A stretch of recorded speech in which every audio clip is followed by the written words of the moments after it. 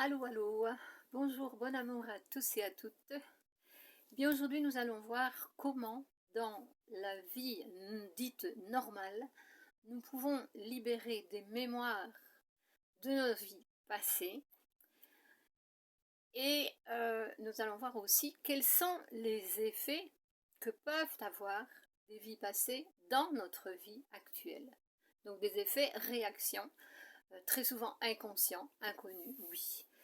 Voilà, alors je vous raconte ici une histoire vécue. Toutes mes infos, les informations que je partage avec vous sont basées sur de la connaissance parce que j'ai vécu les situations. Donc c'est du réel, c'est pas du copier-coller, du réel, c'est de ça que nous avons besoin, n'est-ce pas? Eh bien, pour commencer, je vais vous dire que j'ai pour habitude d'aller jusqu'au bout de mes expériences. J'ai l'habitude de dire que quand je prends le train, c'est pour aller jusqu'au terminal, je ne descends pas dans les stations intermédiaires. Et vous allez voir pourquoi c'est très bon de vivre comme cela. C'est parfois difficile, oui bien sûr, seulement voilà, quand j'arrive au bout du voyage, c'est terminé. Il n'y a plus rien à nettoyer, tout est fait. Je suis libre de cette façon, je me libère toujours plus. Voilà. Et je reconnais que la vie nous donne absolument tout ce dont nous avons besoin pour justement suivre notre chemin sacré, oui, et évoluer dans la conscience. C'est extraordinaire, c'est très simple quand on sait bien entendu. Donc le but ici, c'est de partager de la connaissance pour que vous puissiez avoir vous-même accès à ces capacités, à ces possibilités. Voilà. Et en plus, c'est merveilleux. Alors, dans cette petite histoire que je viens de vivre il y a très peu de jours, c'était la semaine, le week-end dernier. Bon, d'abord, je dois vous dire que j'ai deux chattes. Deux petites chattes qui ont déjà 6 ans, 6, 7 ans, oui, par là, donc elles sont plus si petites que ça. L'une d'elles est très douce, très gentille. Je le dis parce que je sais que très souvent il y a du jugement. Les personnes qui connaissent, qui ont de la connaissance sur la nouvelle vie, le nouveau style de vie, il y a des personnes qui s'amusent à regarder le miroir des autres. D'abord, je vous dis, ça ne se fait pas. Vous ne pouvez pas voir le miroir d'une autre personne. Vous pouvez voir le vôtre, mais pas celui d'une autre personne. Mais enfin, il y en a comme ils ne le savent pas, ils imaginent le miroir. Alors, quand je vais vous parler de la deuxième chatte, vous allez dire, ouais, si les personnes disent, punaise, c'est son miroir à elle. Ouh là là, c'est catastrophique, oui, vraiment. Et c'est pas mon miroir, non, non. Donc c'est pour ça que je dis, alors j'ai une petite chatte qui est vraiment douce, très douce, très mignonne, et ça la rend faible, puisque l'autre, sa sœur, ce sont deux sœurs, est agressive, et elle a toujours essayé de la chasser hors de son territoire. J'ai toujours réussi à maintenir l'ordre, et si ça se fait maintenant, elles sont beaucoup plus à l'aise ensemble, elles arrivent déjà à se croiser, à se sentir un petit peu. Bon, ça s'améliore énormément avec les bonnes énergies que nous avons en ce monde, ça s'améliore, oui. Alors, cette deuxième, justement, qui est agressive, elle a eu, il y a de nombreuses années, une maladie de chat. Et elle a un problème de respiration, elle fait du bruit quand elle respire. Parfois je lui dis, mais enfin arrête de tronçonner. Elle fait comme une personne qui ronfle, oui, voilà. Vous savez, c'est les hommes quand ils dorment avec la bouche ouverte. Bon, ben ma chatte elle fait ça.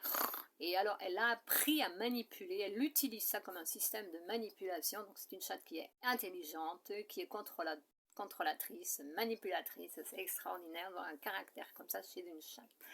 Bon, on arrive à gérer quand même. Donc, elle fait ce bruit, et elle fait ce bruit comme chantage psychologique. Quand elle veut quelque chose, elle s'assied, elle me regarde tout droit comme ça, et elle le fait comme ça, elle insiste. Et j'arrive à gérer, mais beaucoup mieux depuis le week-end passé, vu que j'ai une grande libération grâce à, je dis bien grâce au comportement intolérant, intolérable de cette chatte. Et alors voilà ce qui s'est passé. Je me reconnecte un petit peu. Donc, il se fait que chacune a sa sorte de nourriture. Parce que l'insupportable, elle est très difficile pour manger. L'autre, elle mangeait de tout, mais elle a appris à manger du meilleur avec sa sœur qui est tellement difficile. Et parfois, elles font aussi des échanges un petit peu pour changer les goûts. Ça arrive de temps en temps. Et alors, la semaine dernière, bon, je voyais la réserve de nourriture de la chatte qui s'appelle Gentile.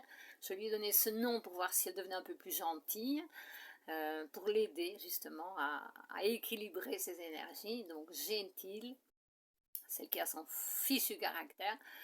Je voyais sa nourriture qui diminuait et je me suis dit tiens, j'ai besoin de tenir jusque lundi parce que je dois aller dans un magasin, me déplacer loin pour aller chercher cette nourriture qu'elle aime bien, autrement elle ne mange pas et elle ne se laisse pas mourir de faim et elle me fait la vie impossible, elle me fait la vie noire, donc je dois apprendre, je dois solutionner, bien sûr on cherche toujours des solutions pour maintenir l'équilibre. Alors je me suis dit bon, je vais arriver à gérer ça jusque lundi. Seulement voilà, le dimanche, la situation était déjà assez tendue. Elle ne mangeait pas à sa faim et chasser pour le moment, il y a pratiquement rien à chasser. Et alors, elle a commencé à devenir très difficile. Et je dois dire aussi que quand elle fait ce bruit, quand elle veut quelque chose et qu'elle insiste, mais elle fait un bruit, ça c'est encore rien, mais elle fait un bruit que parfois on dirait un bébé qui pleure. Mais très fort, c'est vraiment très fort. Donc c'est le bébé qui pleure, qui crie, son cri, le bruit que le bébé fait, c'est un bruit de souffrance parce qu'il souffre énormément. Et c'est ça qu'elle fait. Et alors justement dimanche, elle commence à faire cela. Donc c'était déjà en répétition. Il y a un moment donné, elle était dans la cuisine et moi j'étais ici où je me trouve maintenant, donc c'est pas très loin, il y a 4-5 mètres là. Et je l'entendais et il y a un moment donné, il s'est passé quelque chose à l'intérieur de moi, j'ai explosé à l'intérieur, j'ai jeté mes mains sur mes oreilles pour me boucher les oreilles en criant arrête, mais arrête, je n'en peux plus, je peux plus t'entendre, ce n'est plus possible, je ne saurais plus, je ne tiens pas le coup, c'est rien à faire. Mais c'était terrible et j'avais envie de casser tout. C'était tout se passait à l'intérieur de moi. C'était vraiment terrible, je veux même dire horrible. Il y avait une souffrance à l'intérieur de moi, quelque chose d'épouvantable. Et puis je me suis calmée, j'ai retiré les mains et je me suis dit mais c'est quoi ça? Qu'est-ce qui se passe ici?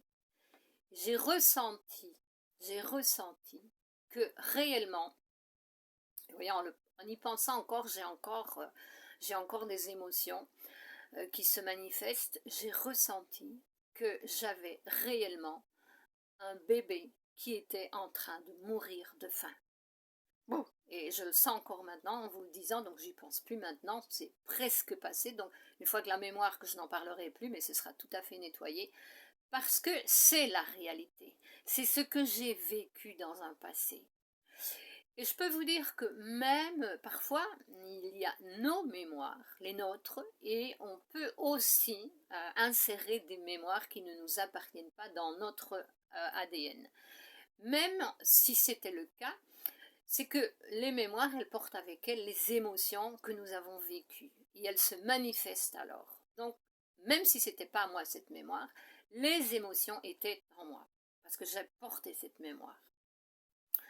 Donc le fait de vivre ça, de revivre ça et de le sentir, je comprends et c'est la libération de cette mémoire. Et c'est vrai que depuis le lendemain, j'ai commencé à parler d'une autre façon avec mes chattes, à jouer, à parler en jouant avec elles, ce que je ne faisais pas.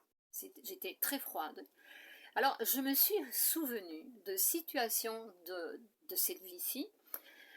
Ça m'a expliqué cette situation, cette mémoire, la libération de cette mémoire m'a expliqué pourquoi je n'avais pas d'enfant dans cette vie. Et c'est bien normal. Je ne voulais pas repasser par là. Pas question. C'était horrible. Et je me suis souvenue qu'il y a de nombreuses années, dans un voyage avec ma maman et mon beau-père, sur une barque, un petit bateau, un voyage touristique où il y avait plein de personnes et des familles avec des enfants, et les enfants qui faisaient du bruit, qui criaient, qui jouaient. Et ça m'énervait terriblement. Et maman m'a demandé, mais tu n'aimes pas les enfants? Ah, j'ai dit, si, j'aimais les enfants des autres, mais pas pour moi. Et elle m'a regardé un peu bêtement. C'était étrange comme réponse. J'aimais les enfants, d'ailleurs j'ai eu des neveux, quand ils étaient petits je jouais avec eux, je me roulais par terre, j'aimais bien. Non, pas pour moi.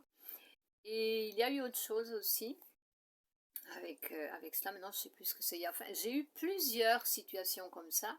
Je supportais pas leur bruit. Moi, les enfants, ça crie, ça fait du bruit. Pour moi, c'est pas normal. Et en fait, c'était ça, c'était cette mémoire que j'avais en moi. Donc, c'est merveilleux parce que je portais en moi. C'est pas ça qui est merveilleux.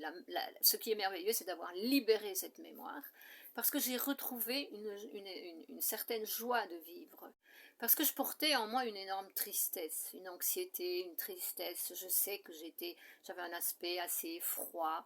Eh bien, ça venait entre autres, parce qu'il y a aussi d'autres mémoires, mais bon, celle-là, c'est quand même assez terrible. Ça venait aussi de cette mémoire qui s'est maintenant libérée. Donc maintenant, j'attends un petit peu pour voir, lorsque je vais avoir des contacts, rencontrer des enfants, pour voir comment je vais réagir. Mais ça m'a fait du bien de comprendre tout cela, parce que réellement, ben, c'est compréhensible. Donc on ne sait jamais ce qu'on... On doit faire attention à ne pas juger les personnes, parce que nous ne savons pas leur vie, même celle qu'elles ont eue dans la vie qu'elles ont eue dans celle-ci, dans la vie actuelle, et encore moins dans leur passé, ce qu'elles transportent dans leur mémoire. Et il est vrai que nous avons besoin, c'est ce qui se passe maintenant, nous libérons ces mémoires énergétiques. Les mémoires, elles sont énergétiques. Nous libérons ces mémoires. Et je dis aux personnes qui libèrent des mémoires comme ça, si elles ne s'en sortent pas, qu'elles cherchent de l'appui auprès de personnes comme moi, par exemple, que je sais gérer chez moi, puisque j'aide aussi les autres à gérer leurs émotions et à faire le travail de libération, parce que ce n'est pas le tout de libérer une mémoire. Encore doit-on apprendre à gérer ces énergies pour les libérer définitivement. D'accord? Ça, c'est très important. Et ça se fait en général avec des personnes qui ont la capacité, qui ont la connaissance pour le faire. Donc, quand moi je fais ça, c'est mon travail aussi d'aider les personnes à purifier leur mémoire. Ça demande de la connaissance, oui, c'est pas si simple comme ça. On prend pas de médecine, de toxines pour nous aider à retrouver notre joie de vivre. Non, non, tout se fait en nettoyant les énergies, en gérant les énergies, en gérant les émotions. Ça s'apprend tout ça. Et c'est ce que les personnes ont besoin de faire aujourd'hui. Les personnes ont besoin d'apprendre à gérer leurs propres énergies pour se tourner, devenir autonomes, pour se libérer de la dépendance qu'elles ont aux autres. Mais rappelez-vous une chose qui est très importante, c'est que pour arriver à se libérer et être autonome, ça s'apprend. Et ça s'apprend avec des personnes qui sont qualifiées pour le faire. Autrement, on apprend avec l'expérience, et l'expérience, en général, celle qui nous apprend quelque chose, elle est de souffrance. Et moi, je dis, la souffrance, nous en avons assez. C'est pour libérer la souffrance que nous sommes ici, pour nous libérer de la souffrance. Et ça s'apprend, d'accord? Et ça s'apprend avec des personnes qui sont qualifiées pour le faire. Ok, et bien voilà ce que je voulais partager avec vous. J'espère que ça va vous aider à comprendre aussi des choses qui vous arrivent. Donc voilà, je suis contente d'aller jusqu'au bout de mes expériences. La chatte, elle est encore avec moi. Et pourtant, Dieu sait si j'ai voulu m'en libérer plusieurs fois, mais non, j'y arrive pas. Je dis non, elle fait partie de ma vie, elle est là. C'est pour sa guérison aussi, c'est la mienne, c'est la sienne, c'est ensemble que nous le faisons. Et lorsque tout ce que nous avions à apprendre avec l'expérience que nous vivons, lorsque tout est terminé, eh bien l'expérience se libère naturellement, automatiquement. Donc moi je dis, je ne lâche rien, je vais jusqu'au bout, parce que c'est comme ça que je me libère de tout ce qui bloque mon chemin, mon passage, ouais, de tout ce qui me bloque sur mon chemin sacré. Donc c'est cela que je voulais vous dire aujourd'hui. Alors pour plus d'informations, ben, vous pouvez me contacter, je suis toujours disponible pour partager, c'est ça, j'adore faire ça, parler, partager la connaissance, c'est merveilleux. Ok, allez, je vous souhaite à tous et à toutes une excellente, une merveilleuse journée, et à une prochaine fois. Je vous nous aime, à plus.